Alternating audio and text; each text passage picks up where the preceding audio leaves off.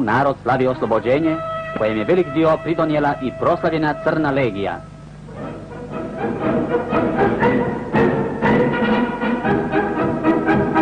Ustaški pukovnik Lisak posjećuje postrojbe Crne legije da kao poglavnikov izaslanik podijeli hrabrim borcima zaslužena odlikovanja.